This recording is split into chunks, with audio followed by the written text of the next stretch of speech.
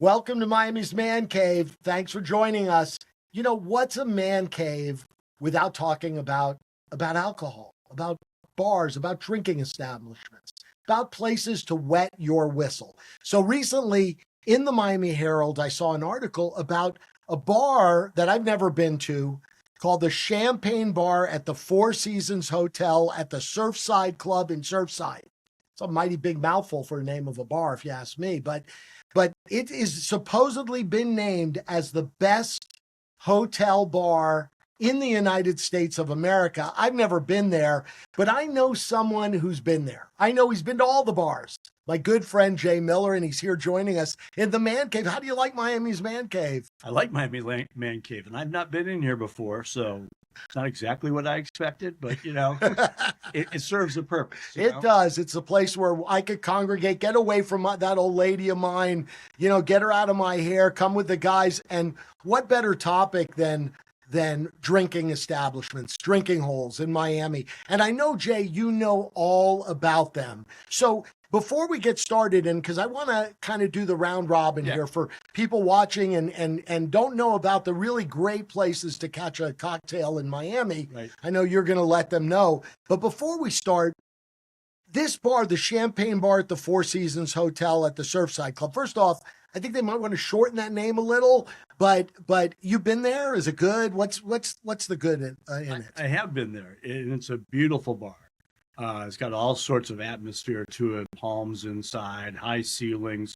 You feel like you're in an older building on Miami Beach, but you know you're within the Four Seasons. Top-notch bartenders. It was a little quiet the day I was there, and it was an afternoon. I met up there with one of my college roommates and who was visiting up in the area. And we had a good time. As with most Four Season property bars, it won't be the cheapest drink I've ever had. Oh, yeah. Well, that's Miami in general, right? But wow. Remember, this goes back, though, probably 3-4 years. And so I don't know that it established its flow, if you will, because that's not a real old hotel. Yeah, and let me point out, I want to interrupt you. Jay is all about the flow. Okay. I know that you like to say this to me all the time. Let's meet at this bar and have a drink after work. It's got great flow. Yeah. Can you explain that just a little bit? I can, and I've had to explain it fairly often because I can get myself in trouble on that. Yes, you can. My nephew announced at his wedding and part of his rehearsal dinner speech that his Uncle Jay was in town, and that's when he went for his first time to Europe and discovered that it wasn't about going to see sights, it was all about the flow. The flow. So I had spent some time defining that for the rest of the night. Oh, God, that got you in trouble with Lisa, I'm sure. Like yeah, absolutely. Yes. No, Andy, flow is sort of my catch-all for interesting people and characters in the bar. So there are some bars that can stand alone and you want to be there with your thoughts. I'm not really that kind of drinker. I'm not really that kind of person, right? I like to be there where there's people, there's in and out. There's people you came with, which is fantastic, but a fair chance you're going to see somebody interesting, exotic or whatever. So as we talk about some of the places that I like in Miami, I told you this isn't really so much about bars. This is about a place to grab a cocktail. Well, let's define this now. So your list, and I'm going to throw some names at you in terms of areas in Miami, and you're going to give me good watering holes. But just to be clear, it's not just a bar. It could be a lobby bar, like in the case of the one at the Champagne Bar at the Four Seasons. It could be in a restaurant, a bar in a restaurant. Absolutely. I know I have one favorite myself on South Beach, and I just love going to that bar in a very well-known restaurant. So it's that sort of thing, right? It could be in a hotel lobby. It could be in a restaurant, etc. Yeah. What it generally isn't for me is just a standalone bar only. I'm not a clubber, I'm not going to tell you I'm asleep at club time because that would be a lie too. But I'm not going to stand in the velvet ropes. I'd never get in. This isn't about clubs. This is about the place to pick up a nice cup and pour one down your throat. Right. And it's the overall feeling. And so I've not read the story about the Four Seasons or any of the comments about it, but it would have to be about the ambiance as much as anything else. I mean, it's a given they're going to have good bartenders. Well, it's funny you mentioned that because they characterized it as the Amalfi Coast meets Miami Beach. So I'm not sure exactly. I mean, I've been to the Amalfi Coast, but I'm not sure exactly. I don't really get a good visualization of that. I think what they're saying is that it's not, it does not look like a bar that was built yesterday. It doesn't Right. look like a bar that was built 20 years ago. Okay. It really looks like something that fits the character of, I would say, old Miami Beach. And so, Miami is not exactly a vintage town. Right. And so when you can find that and you can doctor it up the best way possible, dress the waiters and the bartenders in the right way. Right. And also one advantage is there's not a lot of, at least that I go to, where there's really the high-end place to go get a drink. So some of these places we'll talk about, they'd be appropriate whether you go in there in what I would call dress casual. You know me, shorts, polo shirt, nice loafers. Or but Jay, that's how I always see you dressed, pretty much. That is. Sometimes I wear not nice shorts. Yes. But how important is the bartender itself? Well, I think it's very important. And one of the easiest ways to tell is, does the bartender try to sell you? And the establishment, by the way, takes some credit and some blame for this too by their menu. But the bartender, is he capable or she capable? I have to tell you about a great bartender I had at Red Rooster up in Overtown. But are they capable of making really good traditional drinks? A lot of them are inventing drinks all the time. Right. And in my opinion, and it's just my opinion, that's to sort of get more people to drink hard liquor by making it more palatable to the non-drinker. Some of our friends, they like the taste of alcohol. And so they like a good old fashioned, they like a good Manhattan, they like a good martini, they like a perfect martini. Right. And so the first thing there is whether the bartender actually knows how to make classic drinks well. Having a gift of gab and being able to the personality side. Absolutely. Another bartender I'm thinking of as I'm saying that too, that, one of the reasons we go is he's entertaining. By the old cocktail trick, throwing the shaker or the whatever behind his back or the bottle, and he's 90% accurate. And I'm sure the owner doesn't like the other 10%. Well, he has a rubberized floor, I think. Yeah, so it doesn't cause too much harm. So here's what I'm going to do, Jay. I'm going to give you an area of Miami. You tell me one or two or maybe three, however many you want, bars or as we say, drinking establishments that you think are your favorites. Okay. Yeah. So let's start with Brickell. Brickell's such a popular area. What do you think? Brickell's a great place to start because Brickell was not the Brickell we know today 10, 15 years ago. I even told you, if someone had told me, I worked a lot of my career within, 8 blocks of Brickell and 8th Street. And if you told me there'd be pedestrians on Brickell, I would have said, you're insane. Right. If you told me it'd be a happening place to go out, other than going to Tobacco Road, an old beloved, fantastic bar restaurant, I would have said you're crazy. So, but there is flow. I mean, it is one area filled with, as you call it, flow. Unbelievable. And it's international. It's younger. Yes. Although it's all over the roadmap. A lot of college graduates, students who are staying in Miami to seek fame and fortune, which is really cool to see. Yes. Rather than losing them back to New York or New Jersey or whatever else. And so there's all sorts of activity down there. The Brickell City Center, built by Swire, which is a Hong Kong developer, they know how to do it. Their climate in Hong Kong is a lot like our climate here. Yes. Hong Kong is one of my favorite cities in the world for all sorts of things, including having a cocktail. And so Swire has people out roaming around their property. The restaurant there called Casa Tua Cocina. Oh, Casa Tua. Which is part of the Casa Tua gang. Yes. They have a fantastic central bar. And it's been evolving over the years. It started where that was the only place within the restaurant that you could order everything, drinks, and all the different food groups rather than going to stations. Over time, I think they now can do that anywhere in there.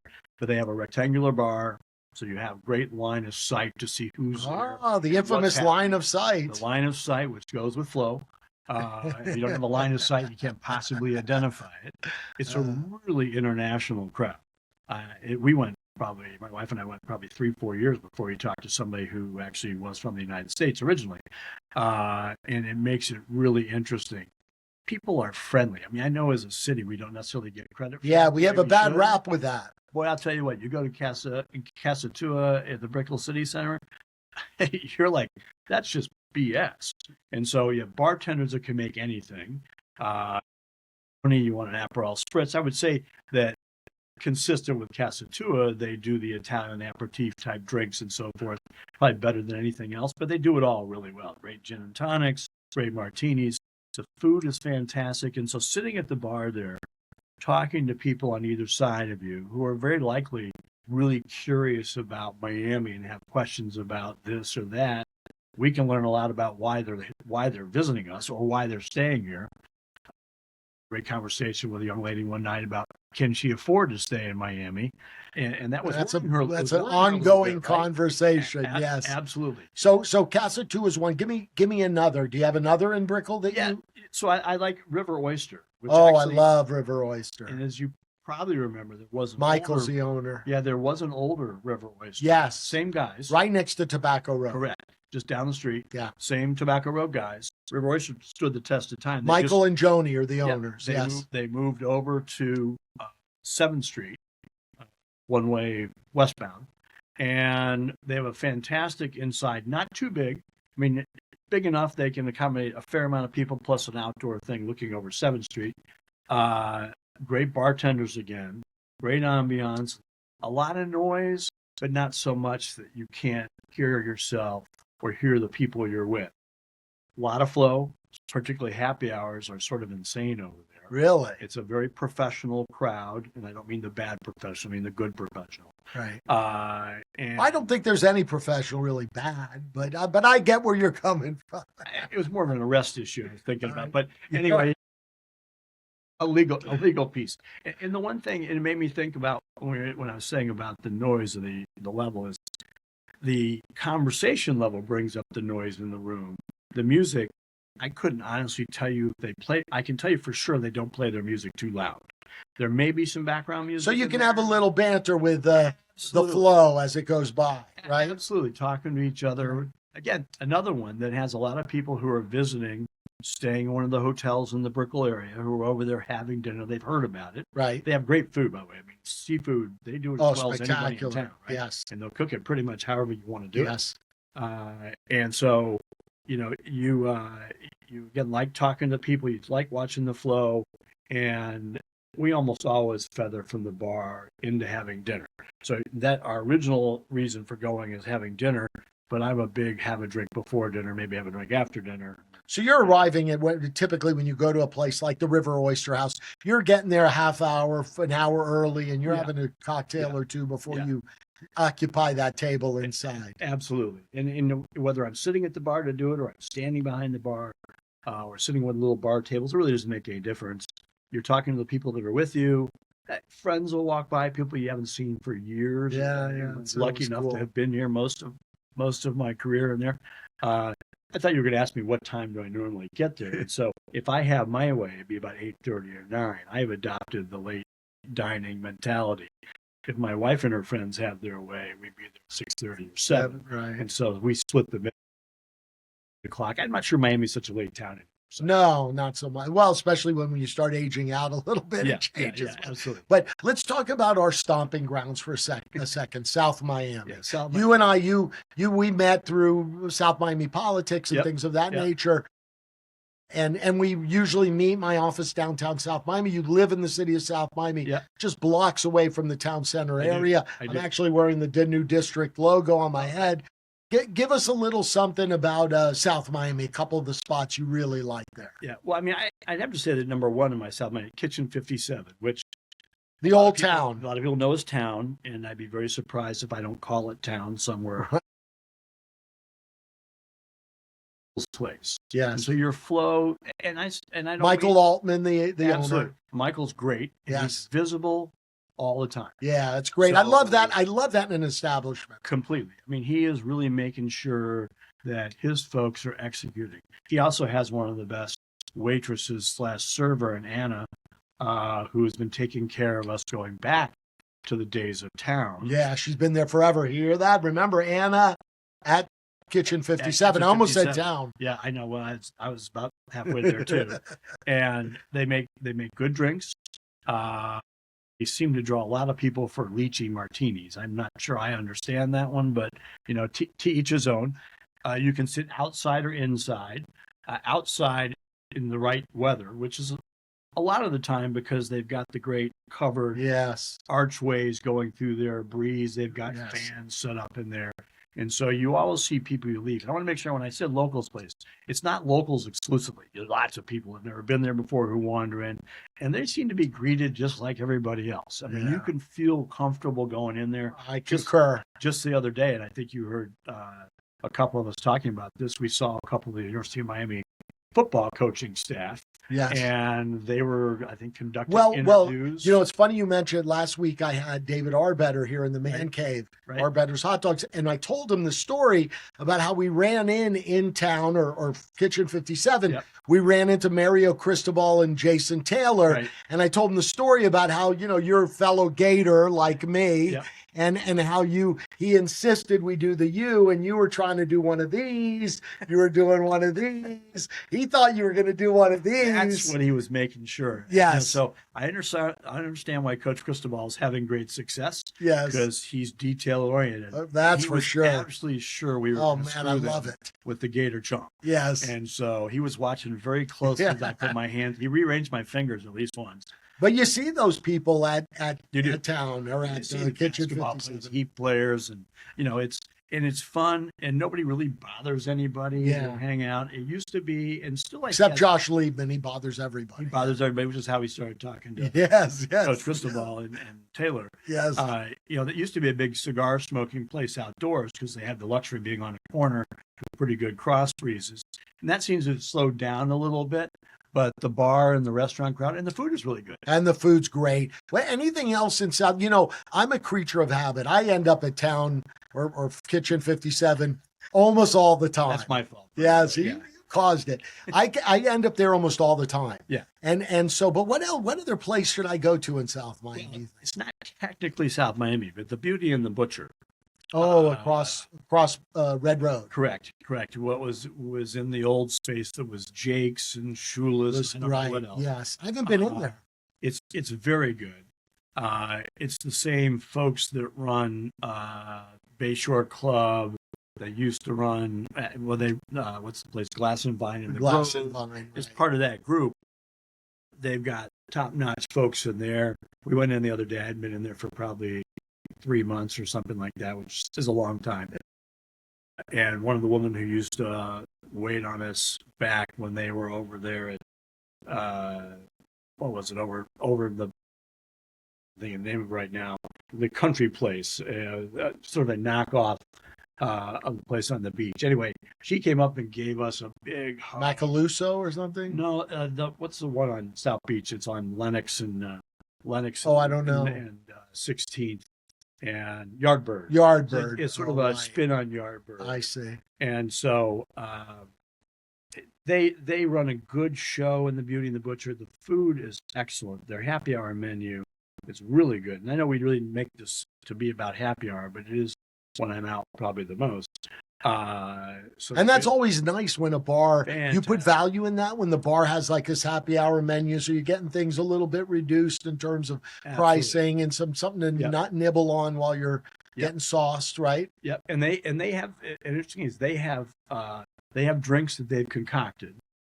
One that's sort of like, it's a martini, but it's got some extra stuff in it. It's a vodka martini, has some extra stuff in it. It's a gin martini, has extra stuff in it. But you can very easily tell them, look, I want a vodka martini. I want no dirt. I want no vermouth. Just throw some olives in. I'm good. And they're like, gotcha. And, it's not a whole, this is going to cost you this much extra, any of that kind of nonsense. They know their crowd. I happened to have been there last Friday night, or 2 Friday nights ago, and it was packed.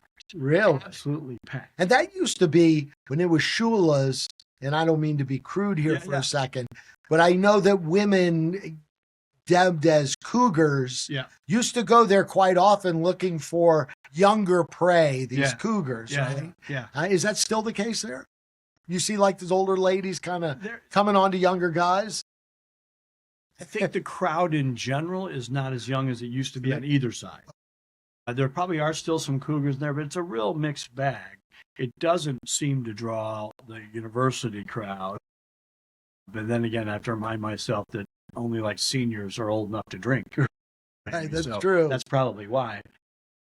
But I don't think that stops them, Jay. But no, but not I at know. all. I see it more as a gathering place. I saw groups of people there who all knew each other in their group. So we happened to have like 8 that night. There was another group of like 6 over here that we knew.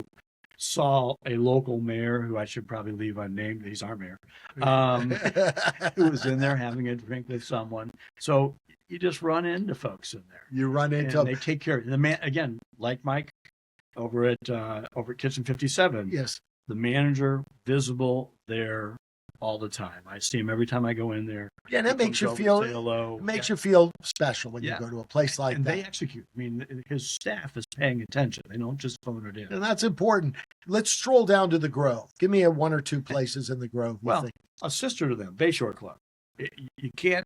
First of all, Bayshore Club sits on a spectacular piece of property. It's incredible view from there. They Next did to a the old great Miami job. City Hall, the Yeah. old Pan American Airways Right. building. It's a purpose-built building. I remember when I first tried to make a reservation there, I was looking for the button to hit to say I wanted to sit inside because I was concerned about being too hot or because of the rain. And there are no inside seats there. It's a big, high ceiling going out. Everything is covered. Not to say you can't have a windy night where the rain sneaks in underneath it, but those are sort of rare. Sitting on the yacht basin, again, guys who know how to cook seafood do a great job with it and how to make a great drink. The breeze is whipping through there. They usually, they're probably one of my exceptions on the music side. They usually have a band that they've now set up back in kind of a game area, if you will, just to the north of Bayshore Club. And the band is loud enough for you to enjoy it, but not so loud as to kill your conversation. And super casual. What anything else in the Grove you like that stands out to you? I mean, I used to love the Tourist. Like the Tourist to me was always such a great place to have a drink. But I don't know. I really don't go have drinks in the Grove, and the Grove's hot right now. The Grove is really super hot right now, but the names do change with some regularity. We were big fans of Strata. We were big fans of Farinelli. It was fantastic. Yes.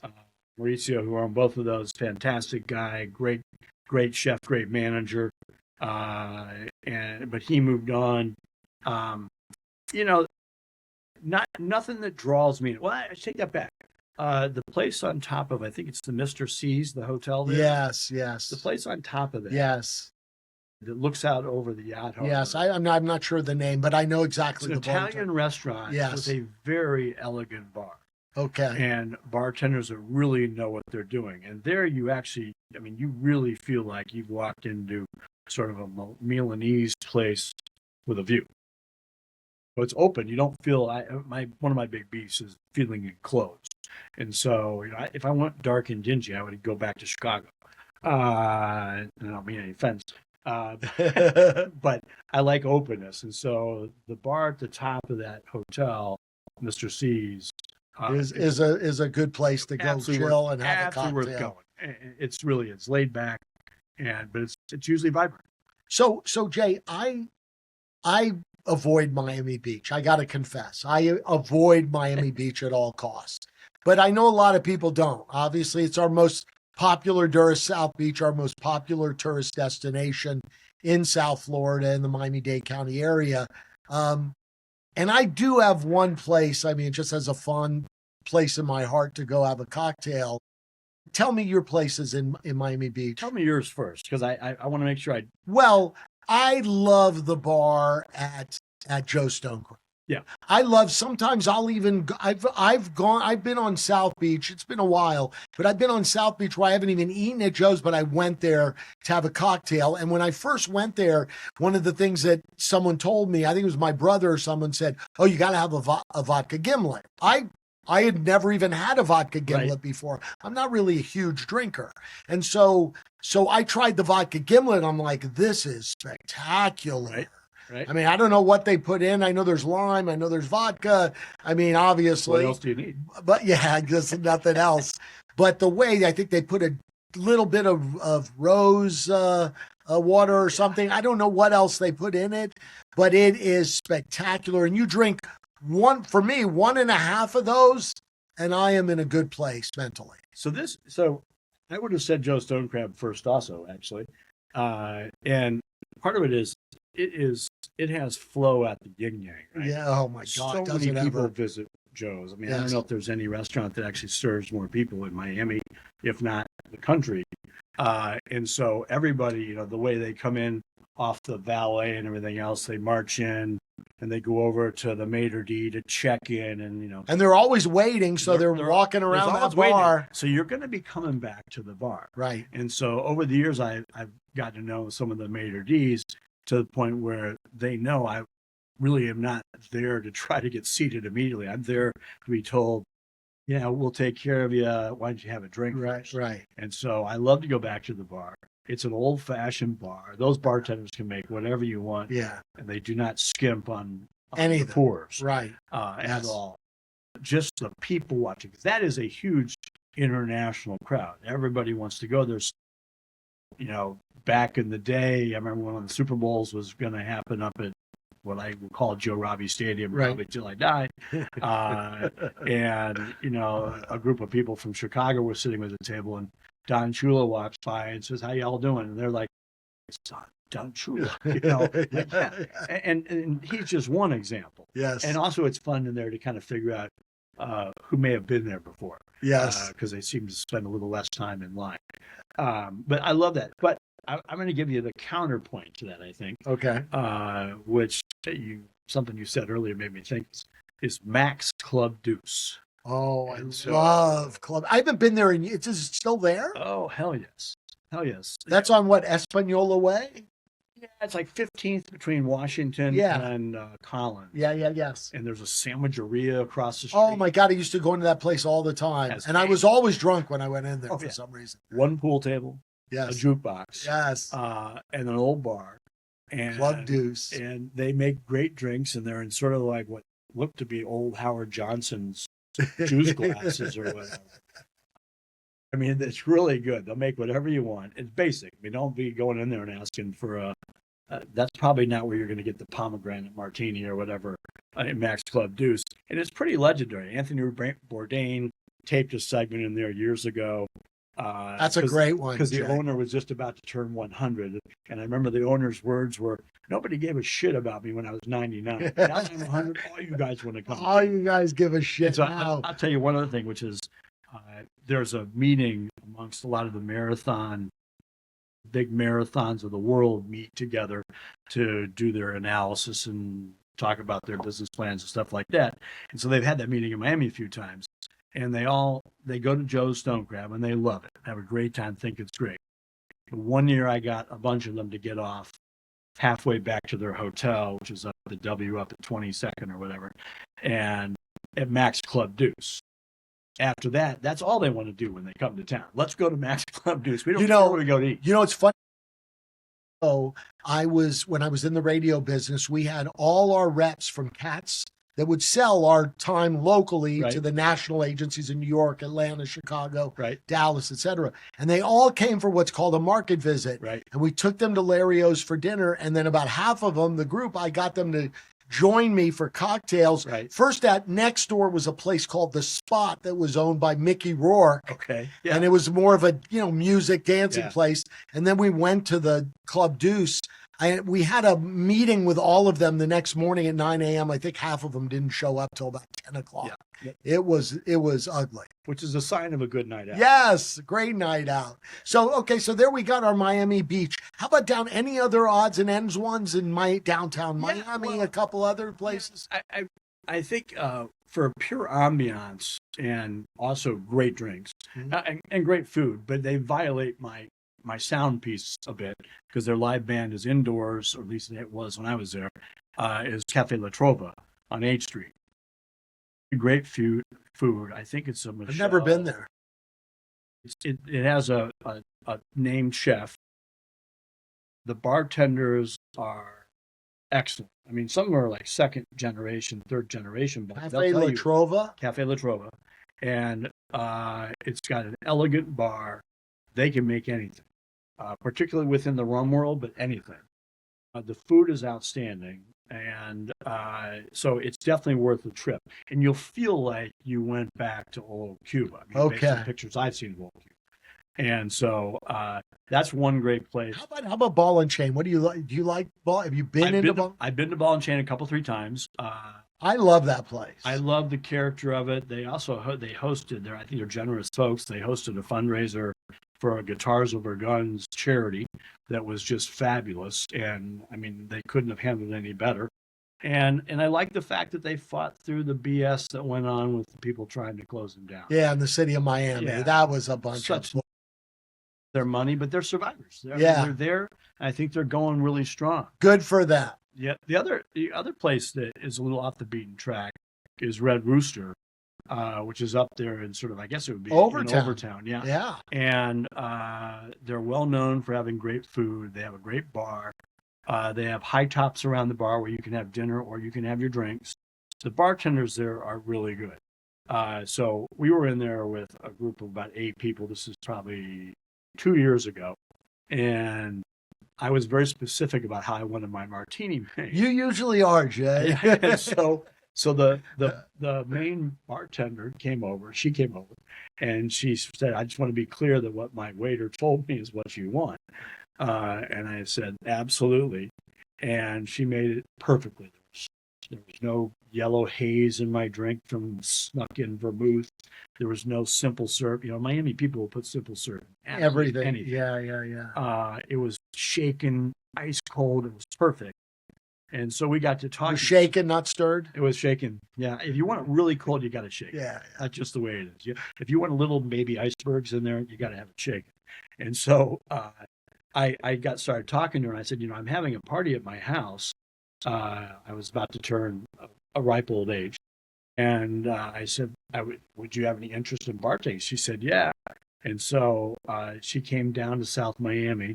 I think she lives up in probably in Wynwood or that area, somewhere like that. Came down, set up shop. She was the best bartender. My friends were at the party. They're all like, this is They're great. Hiring her now because they their also, parties. Yeah, they also remember that the last guy put simple syrup in a gin and tonic. They're like freaking out. So they don't want that. No, they do not want that. Okay, so one thing I know about Jay Miller, and thanks again for coming into the Miami's Man Cave today. One thing I know about Jay Miller is that you travel all over the place. I mean, you travel about as much as anybody I know. You've been to probably every continent in the world.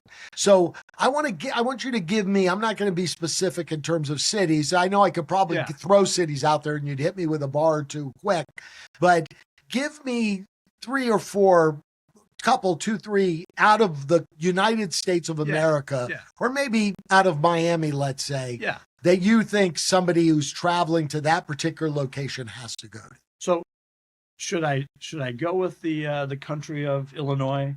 Yeah, there you go. I know that's your stomping ground, so yes. And as I know you're Tommy here's got a Chicago background. He's got a Chicago background with the Cubs, yes. Yeah, and we know more about Jake and Elwood Blues than other people in music. So in Chicago, there's a lot of great places, right? And so my first thought is a place called Miller's Pub, which has been around a long time. I don't know, 60 years, maybe longer than that. It's under the L tracks on Wabash, so a block off of Michigan Avenue. Jake and Elwood would absolutely know where that is. I'm sure they rumbled by there. Yeah. I haven't gone back to look at that in the movie because I haven't watched it lately, but has a long bar where you can certainly imagine, and not even trying very hard, that Chicago Sun-Times, Chicago Tribune writers, reporters were in there having their midday lunch. They just hit deadline and they're in there, pouring a couple down. Having a couple down. The food is outstanding. I mean, it really is. And I'm talking about. That's just a standard bar? It's a standard long bar. Wood bar, brass with rails, some tables around it. Booths around it in kind of the bar area. Then the main dining room. All high ceilings with oil paintings of a lot of guys that we don't want to look like in 15 years. We'd like to be their age. We don't want to look that much glaze in our eyes.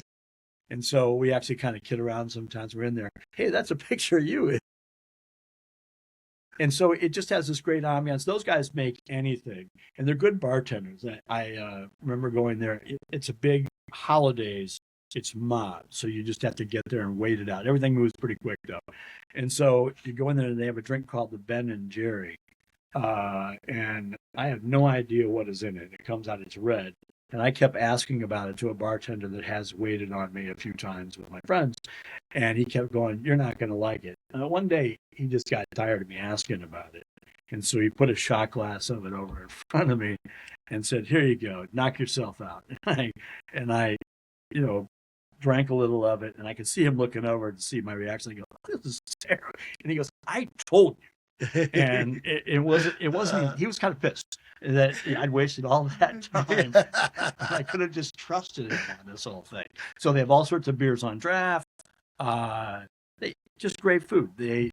Whether it's fish and chips or whether it's chicken pot pie, burgers, whatever. And that defines a Chicago bar. Yeah, it's just a good. Chicago's got so many great dining places and drinking places. It defines one part, which is sort of the casual. Hey, I was at a Bulls game and I want to go get something to eat. You go to Jimmy's. Blackhawks games. Yeah, you're going to end up at Miller's Pub. Miller's Pub. It's a great place to go. On the other end of the spectrum, right, there are lots of great hotel bars up there, and I do have a fondness for that because I just think it's the interesting people you meet in the bar, and they're almost always done very elegantly. But is one called Sparrow, which is up in an area of Chicago that's sort of loosely defined as the Viagra Triangle. Viagra Triangle. The Viagra Triangle. And if you ask a Chicagoan, they'll all know where it is. It's sort of a triangle of State Street, Wabash coming together, and it's up there.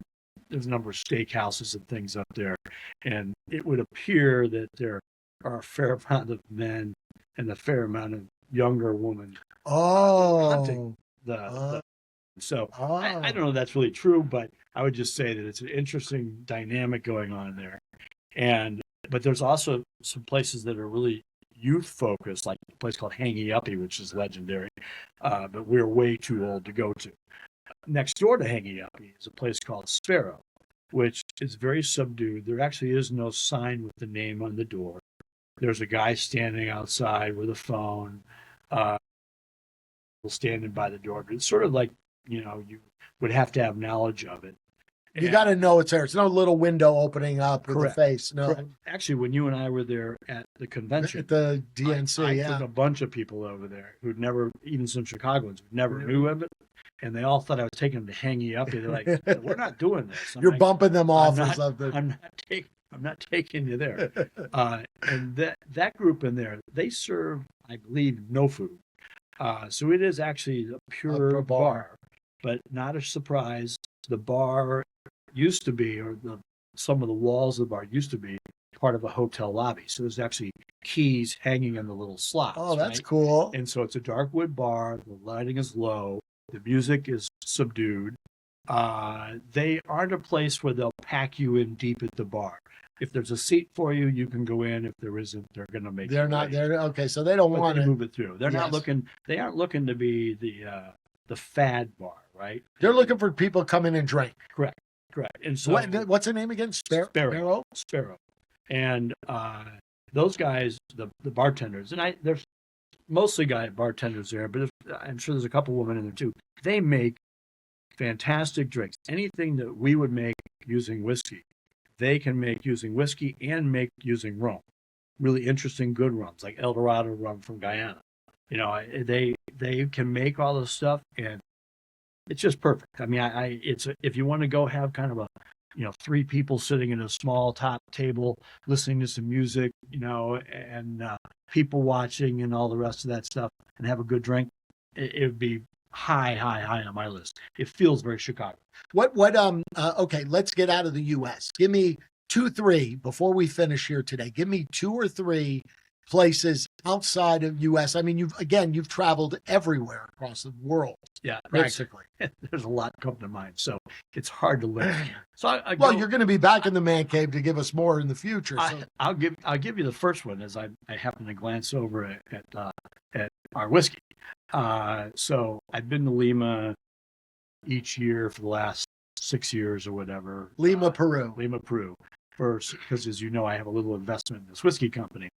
And so one of the places that we went to probably 4 or 5 years ago was a place called Sasteria Martinez, and I may be pronouncing that wrong, but it's essentially like the Taylor Martinez.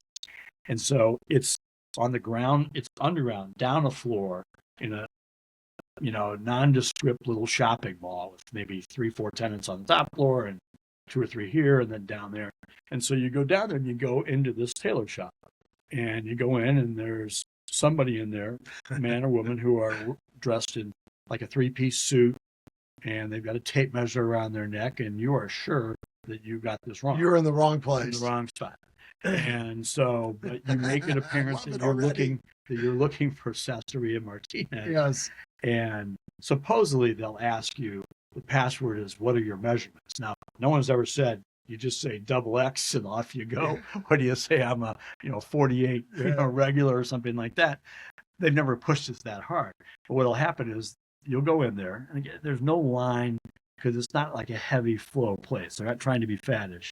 So they'll actually pull a little curtain on the door out to the little mall, and they'll hang a temporarily closed sign on there. Take you back, and they'll open up a dressing room. You go in there, and they close the curtain, and then they push on the back wall. And everything opens into. Are you kidding me? I am not. And it opens into. I've got to go to this. It's place. Like a dungeon. It's got brick ceiling, and it's really well done. Lots of small tables sit all around. It's always crowded. So I'm not sure how it is we've not been locked out of there. How do you get out? Same way. I mean, the same way through that they same take you back out. room? Yeah, they get you back out. That's a good question. God. I shouldn't admit. I don't really know, or I don't really remember. And it's apparently not. It must be a really good bar if you don't remember. It's a great bar. They happen to carry every type of liquor that we make in our little company down there, along with scads of other things there. So I'd send everybody who's going to go to Lima. A lot of people go down there on their way to going to Machu Picchu or whatever. Right. And I tell them, you've got to go to this place. And Lima's a great eating town. Next door is a fantastic restaurant. Across the street's a fantastic restaurant. These guys make drinks. They may have food. Actually, I know they do have food. I just have never had. A common occurrence for Jay. It can happen. So yes. the 3 years ago we were there. 3 or 4 years ago we were there, and we were told to stay under the radar because there was some crime going on. Peru's had 10 presidents in 10 years. And so they're sometimes not super safe during different parts of this whole thing. So we thought it was the 4 owners of the business. And we thought we were being very, low key and whatever. We were buying drinks for everybody in there.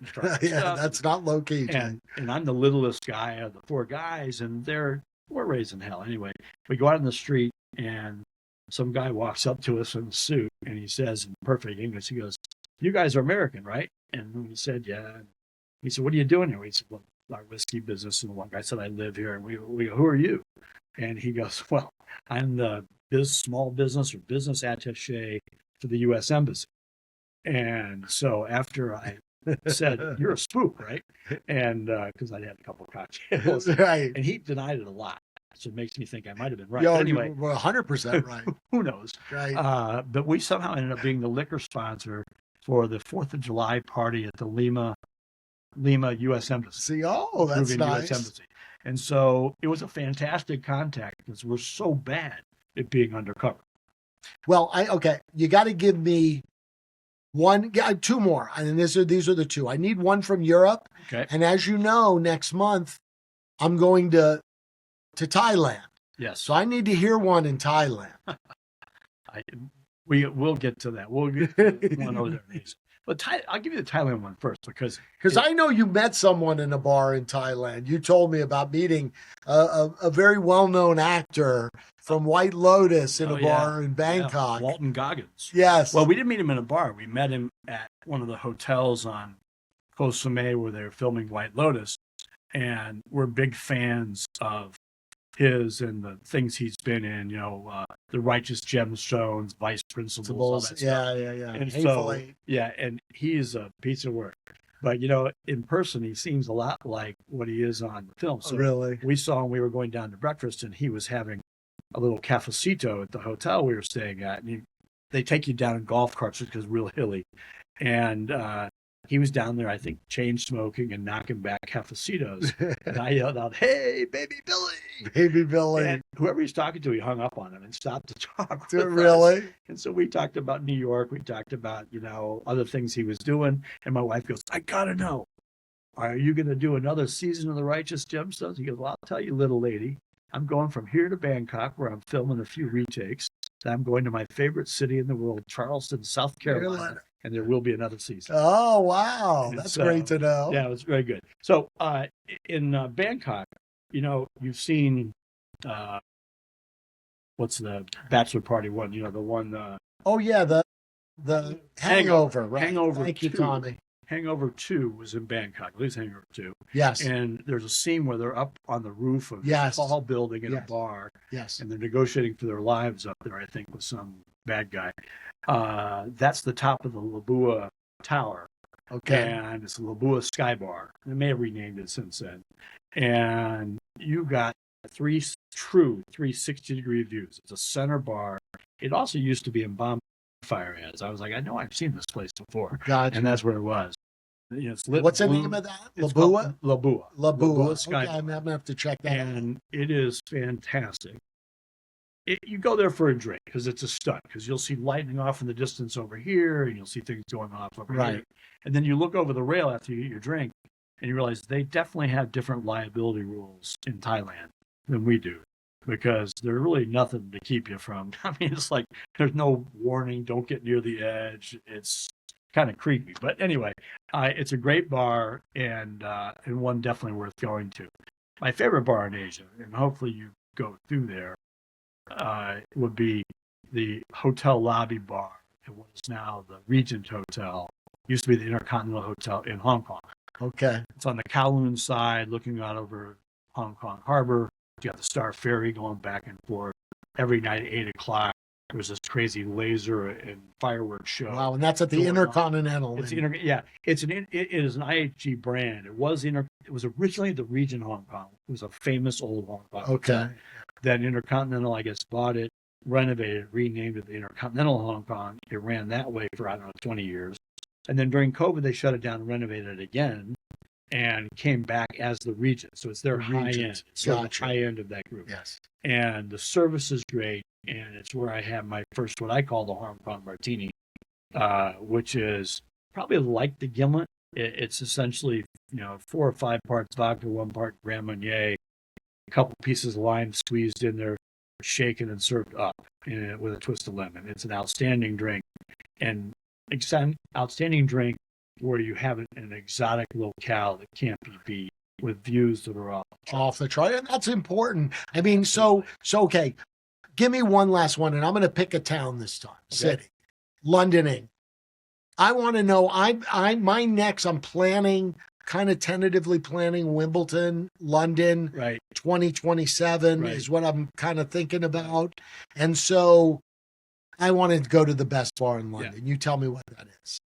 If the view is really important, then the Hutong in London, in the Shard, on like the 36th floor, looking out over London, is spectacular. I mean, you have better views of the Tower Bridge and things like that from there, the London Eye, than you will from anywhere else in town. They also make great drinks. The food is fantastic. And so I sent some friends there recently, and they felt like they were sort of rushed. So I don't know. I would go probably for a drink now and not to eat, simply because of the views. And they're very capable bartenders. Okay. If you really want the elegant experience, I would say the Savoy Hotel. The Savoy. In the back. And I don't remember, there's a name to it, but it's back in the back of the Savoy. It's dark. It is perfect. Seated waiters, the services, actually, the drinks are perfect. It can't be beat. The building itself has a lot of history to it.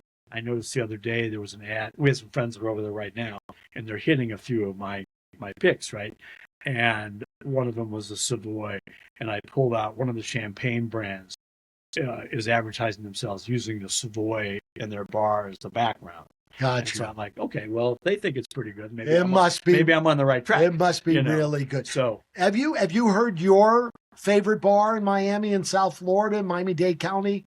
from Jay? If not, tell us what your favorite bar, drinking establishment is in Miami-Dade. Put it in the comment section. We'd like to know what that is. Jay, last thing. Just give me 30 seconds on this, and then I'm gonna pour a little bit for you and I, because I want to taste this. But Sure. but tell me a little bit. I know every time we talk about your whiskey in from Peru, from South America, you always mention, "Oh, I'm just a minority owner." Everyone in Miami says they're bigger than what they are, but no, not Jay Miller. He's just a minority owner. Tell me a little bit about black whiskey. All right, so I got into this because of a friend of a friend. I mean, it's the classic friend of a friend. Childhood friend of one of my best friends started this business in Lima about 7-8 years ago. He offered to sell my friend here in Miami a couple shares of it. And he said, my friend said, "That's a little rich for me, but I have a friend that likes this kind of shit." And that would be me. And so that's how I got involved in it. And Tommy, we got to get you a little bit. Okay. It was an empty warehouse in the south side of Lima, and it was it was weird. It had OSHA lines on the ground, and which is not the first thing I think of when I think of foreign countries. But it was a distillery made from scratch. I mean, the main owner, Michael, this guy can put anything together. So can my friend Walter, who's here in Miami. And so we started as focused on whiskey, made with the purple corn from Peru, waters from the Andes. We make it bourbon style, so it's over 50% corn mash. We make it in charred new oak barrels.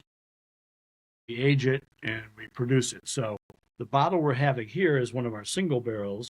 This is actually won gold medals all over the place, but in particular, double golds in New York, London, and San Francisco, which are really probably the three big whiskey competitions in the country, in the world. And we had a little blurb about us in Forbes several years ago. No kidding. We think they're going to actually have another blurb about us sometime in the very near future. I think it was Bloomberg's picked us up as a general article when they were talking about how whiskey is no longer a bourbon, Scotch, controlled world. We got picked up as one of the other countries that are beginning to play in this world. Wow, that's great. So we've had great success. We now make not just whiskey, but we make gin, vodka, an Andean cream that is outstanding, but it's not economical for us to import it to the United States. We just can't compete once you put all the shipping and everything else in there. We do import our black whiskey, both single barrel and a regular, selectively in the United States. You can find it in vintage liquor stores. Some of the Crowns have it, and a couple other local Jensen's has it. So we really haven't tackled a distribution strategy on the United States. It's sort of like people hear about us and they say we want some. So it ends up there. It ends up there. We sell it probably, I don't know, more than a half. But you do have a distributor in the U.S.? We do. We have. They're more of a fulfiller than a distributor, I would say. Got you. And so we can get it to somebody, but we don't have to set up the sales mechanism to do it. It takes some money and some time. And so we're not quite there yet. We do have a lot of barrels aging, which is fantastic because that's going to give us a better product. And it's well received as it is. I brought this because you can find this commercially. We have some bottles that came out of a barrel that went around the world on the Peruvian flagship. Now they sell and so they were taking Peruvian products around the world to different ports like Tokyo, New York, whatever. I think it's sort of like the Mexican ship that crashed into the bridge or whatever. Right. But the Peruvians avoided that. Thankfully. And so we had a barrel on there, and we since bottled that, and it's by far and away the best, in my opinion. Everyone's got personal taste, right? It's the best stuff we've ever made. Well, I congratulate you on this. I love the label. I love the bottle. The packaging's beautiful. I think we should taste that. But before we do, I want to present you with a thankful, kind of as they say, a parting gift. Our Gugon, Jay, thanks for joining us in the man cave today. That's our parting gift. We don't want any goo on you at any time. Let me point out, unpaid sponsor, Goo Gone. So, but Jay, thanks so much. I think we should maybe cheer. Let's cheer. Yeah, thanks so much. Thanks for having me. Thanks for coming. You all know the best bars in Miami. Now you know where to go and wet your whistle and enjoy a great cocktail. And this is the guy to kind of tell us where that is. So hope you learned a little bit and hope you wet your whistle soon at a great Miami bar, because there's so many of them here in South Florida. Cheers from Miami's Man Cave. And again, Jay, thanks so much for being here. You're very welcome. Thanks for having me. Cheers, everybody. Cheers.